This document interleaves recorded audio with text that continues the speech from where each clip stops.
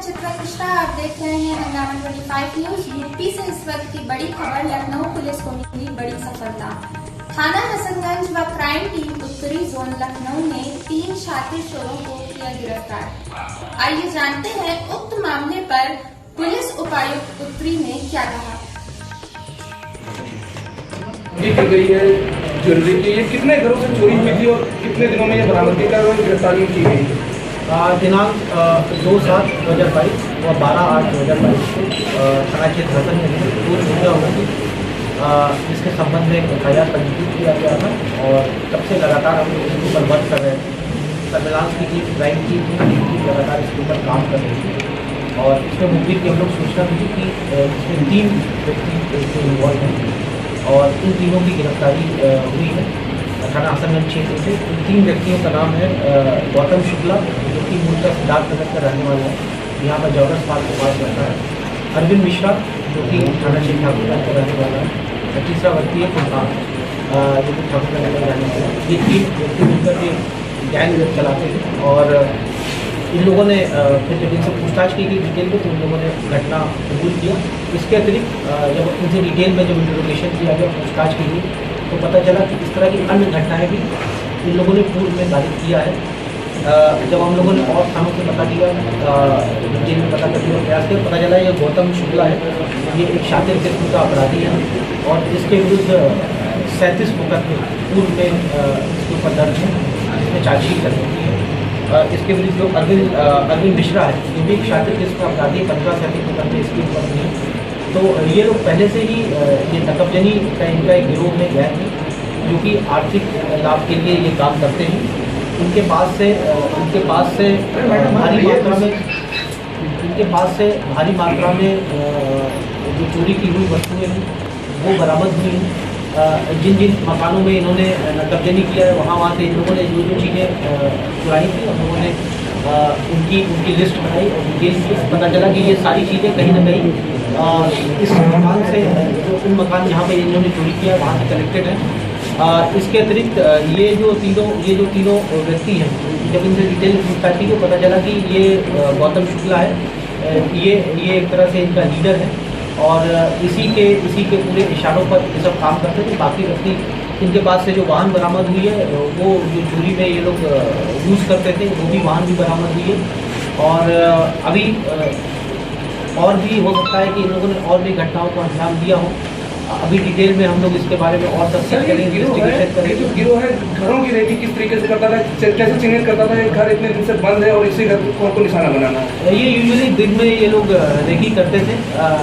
Usually जो जिन घरों में ये बाहर से ताला लगा देखते थे और यहाँ पर देखते थे कि यहाँ पर 2-3 दिन से कोई व्यक्ति नहीं है, जैसे अखबार बाहर पड़ा हुआ है, कोई अखबार नहीं उठा रहा है या दूध की थैली पैकेट पड़े हुए हैं, कोई उठा नहीं रहा, तो ऐसे घरों को ये लोग आसानी से चिन्हित करते थे और फिर उसके बाद वहाँ पर ये लोग नकबजनी की घटना को अंजाम देते थे।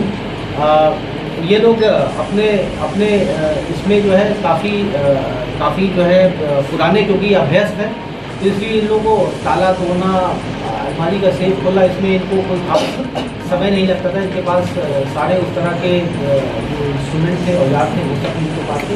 तो ये लोग घटना को ये लोग आसानी से ये लोग अंजाम देने में इन लोगों को सफलता मिली। इसमें कोई ज्वेलर भी कितने थानों में इनके केस दर्ज है?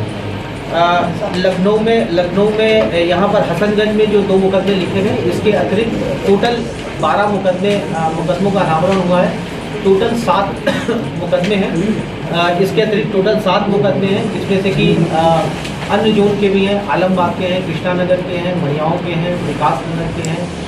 इस तरह के टोटल 7 अन्य थानों के मुकदमों का अनावरण हुआ है, जिसमें 4 मुकदमे मरियाओं के हैं, एक कृष्णा नगर का है, आलमबाग का। टोटल 12 मुकदमों का अनावरण किया है। सर 2022 से पहले भी इनका मुकदमा कोई दर्ज है? जी हाँ, अभी आप इनका लंबा चौड़ा आपराधिक इतिहास है और ये 2015 से लेकर के अभी तक लगातार इन्होंने इस तरह के अपराध किए हैं। टोटल जैसा मैंने बताया कि गौतम शुक्ला के विरुद्ध टोटल 37 मुकदमे जो है लिखे जा चुके हैं और ये 12 मुकदमों में और इसमें कुछ सर्राफा संलिप्त है, क्योंकि ये जो ज्वेलरी का सामान था किस सर्राफा को बेचा जाता था?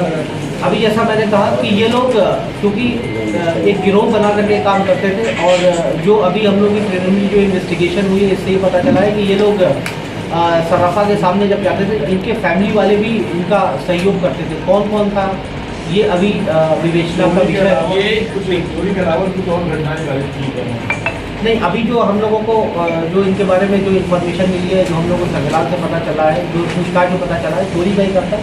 अभी स्नैचिंग या लूट में अभी इनका कोई ऐसा प्रत्यक्ष रूप से अभी कोई इन्वेस्टिगेशन नहीं इनका कोई है। और अन्य पेशा था इसके अलावा और कोई काम करते थे कि बस सिर्फ इनका यही एक पेशा है? नहीं, जैसा इसने बताया ये जैसा गौतम शुक्ला ने बताया कि इसके भाई की मैकेनिक शॉप थी, वहाँ पर भी ये काम करता था। बट हम लोगों की जो इन्वेस्टिगेशन से है ये प्राइमरीली ये सब नकबजन है। प्राइमरीली जीवकोपार्जन के लिए ये अपनी आजीविका चलाने के लिए चोरी का ही सहारा है। गिरोह में 3 लोग हैं कि सर ये बड़ा गैंग है, लखनऊ में अलग एरिया सक्रिय है? जैसा मैंने बताया है इसमें और लोग भी शामिल हो सकते हैं। इनके किससे किससे लिंकेजेज है, किस और गैंग से लिंकेज है, क्योंकि ये लंबे समय तक ये सब जेल में रहे हैं। जेल में इनके हो सकता है कि और भी कुछ लिंकेजेज हो। ये हम लोग कीमत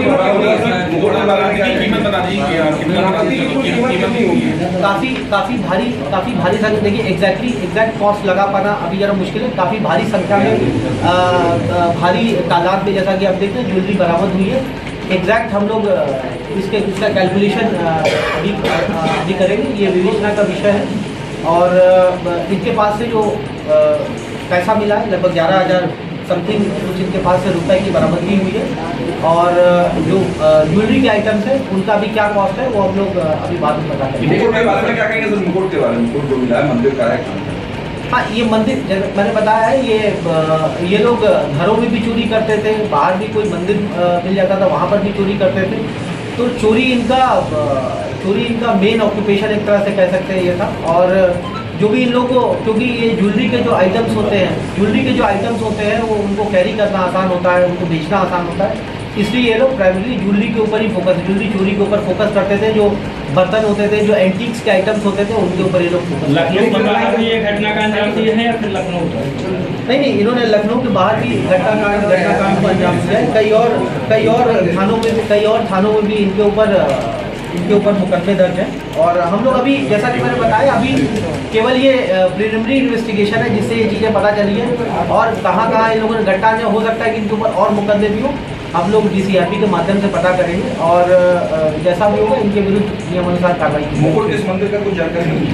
अभी सब करेंगे।